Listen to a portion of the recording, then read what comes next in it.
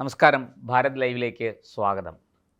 LDFിൻ്റെ പരാജയ കാരണം, വിശിഷ്യ CPMൻ്റെ പരാജയ കാരണത്തെക്കുറിച്ച് ചർച്ച ചെയ്യാൻ പോളിറ്റ് ബ്യൂറോ യോഗം ചേർന്നു.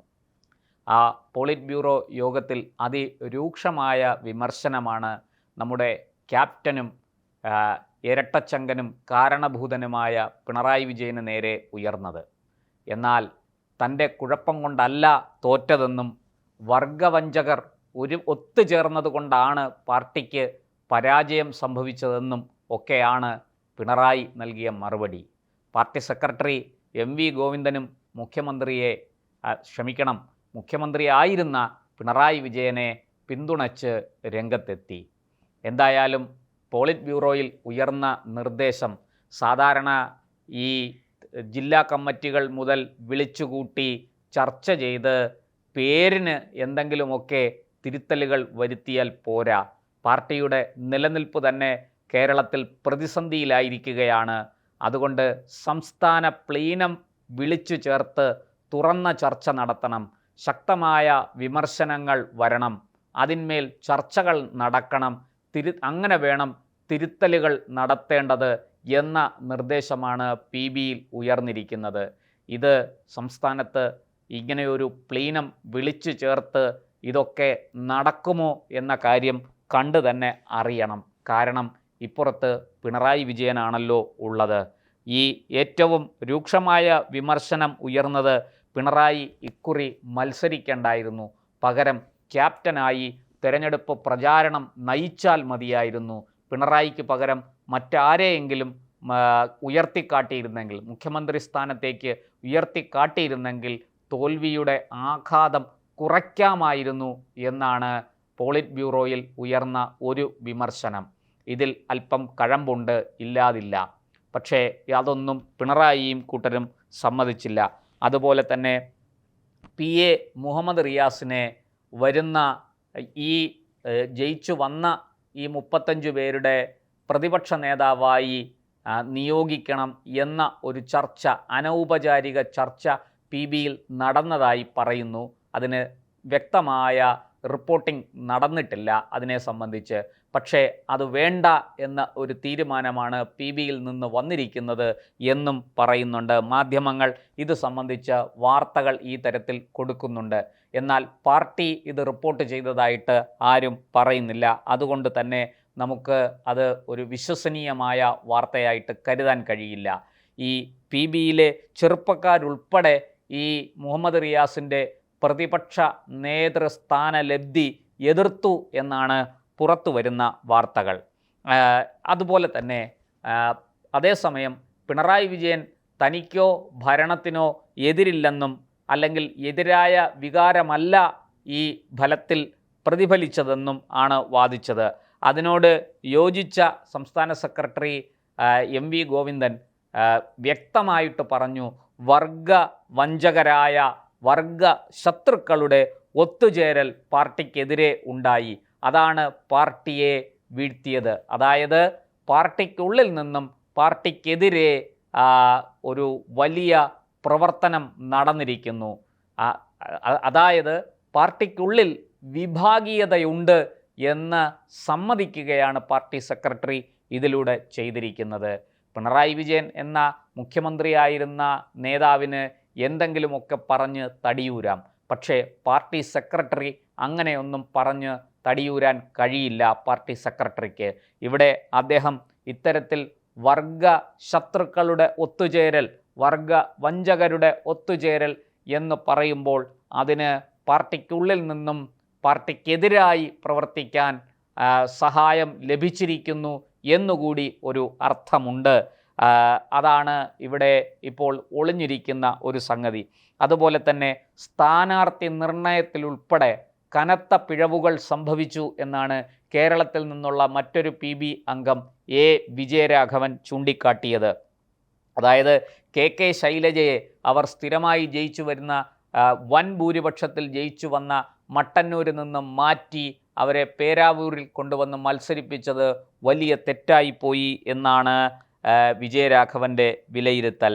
ഈ തെരഞ്ഞെടുപ്പ് കുറെ കൂടി മെച്ചപ്പെട്ട രീതിയിൽ കൈകാര്യം ചെയ്യാമായിരുന്നു എന്നാണ് നമ്മുടെ രണ്ടാം മുണ്ടശ്ശേരി എന്നറിയപ്പെടുന്ന CPMൻ്റെ ഇപ്പോഴത്തെ ജനറൽ സെക്രട്ടറി കൂടിയായ MA ബേബി സഖാവിൻ്റെ അഭിപ്രായം.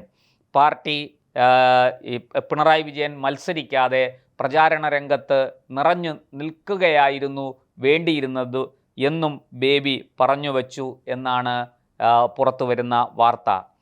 പിണറായിയെ മുഖ്യമന്ത്രി സ്ഥാനാർത്ഥിയാക്കാതെ മറ്റാരെയെങ്കിലും ആ സ്ഥാനത്തേക്ക് ഉയർത്തിക്കാട്ടിയിരുന്നെങ്കിൽ ഒരു പക്ഷേ തോൽവിയുടെ ആഘാതം കുറയ്ക്കാം, തിരിച്ചടിയുടെ ആഘാതം കുറയ്ക്കാം എന്നാണ് സഖാവ് ബേബിയുടെ വിലയിരുത്തൽ.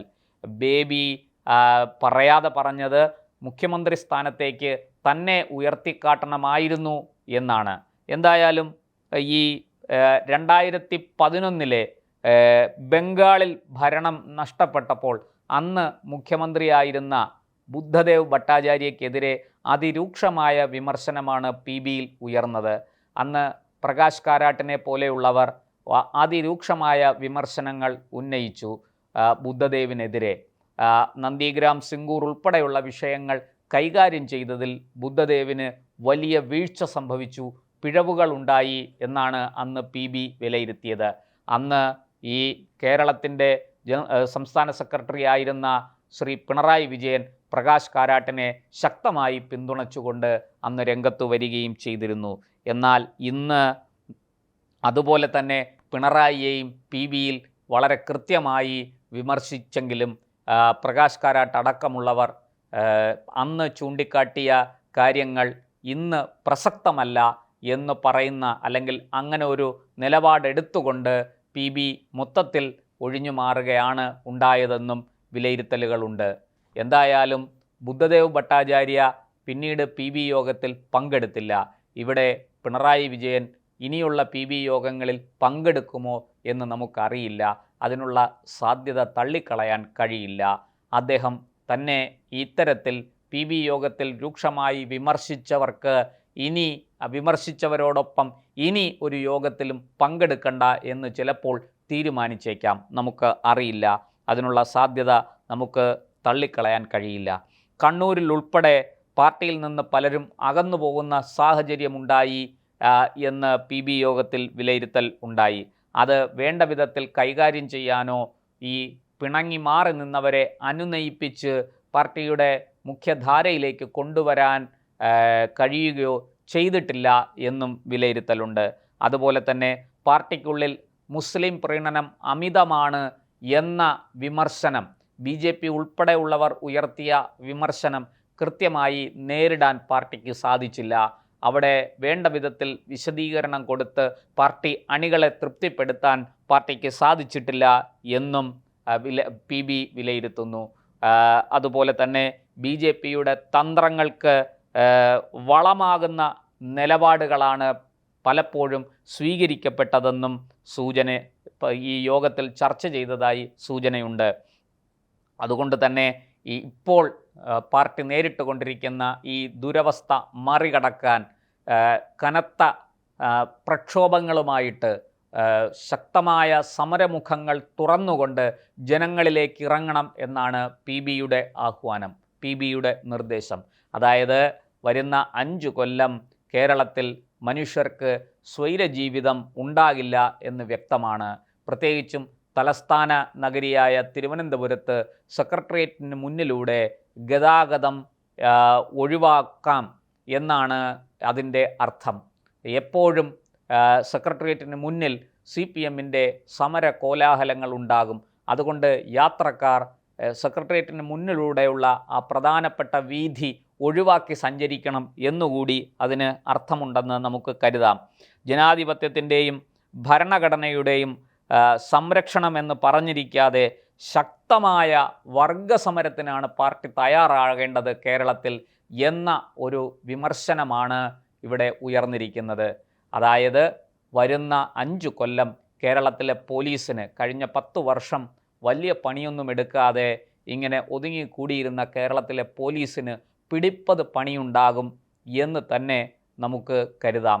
അതിനാണ് PBയിൽ നിന്ന് ഇപ്പോൾ ആഹ്വാനമുണ്ടായിരിക്കുന്നത്.